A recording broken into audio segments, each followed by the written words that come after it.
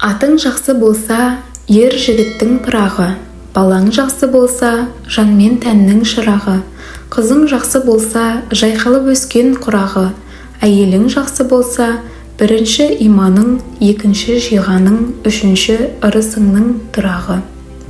Әйел үйдегі ырысың, ұл айбарлы қылышың, қыз түздегі өрісің, келін кеңейген тынысың.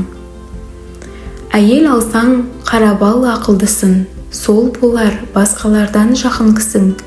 Ағайынға, туысқа қайырылса, дүниеде нағыз сол ғой мақұл кісің.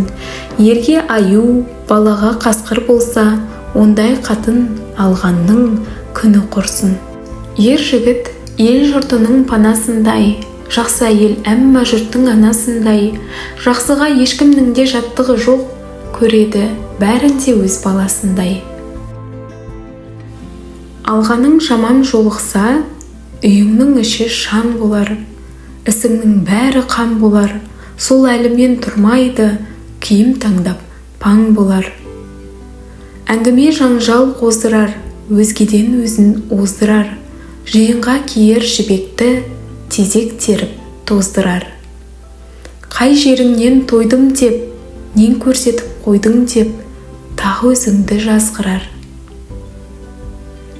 Жаман әйел жігіттің тайдырады табанын, тар қылады заманын. Жақсы әйел жігіттің жақсы қылар жаманын, ұшқыр қылар шабанын.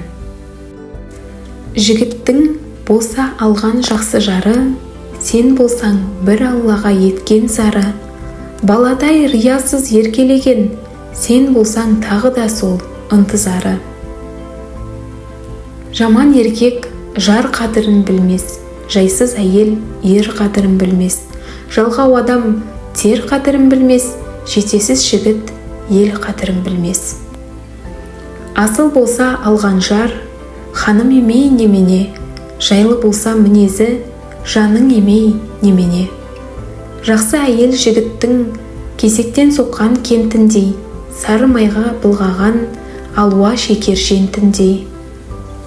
Алған жарың жақсы болса, ат үстінен дүбір ет, алған жарың жаман болса, шиге кіріп сыбыр ет. Саф алтындай сынбас берген сынаққа, табанының астында тұр жұмақта. Әр күн, әр түн жарқын алтын жүрегін айналдырған кәусар тұнық бұлаққа.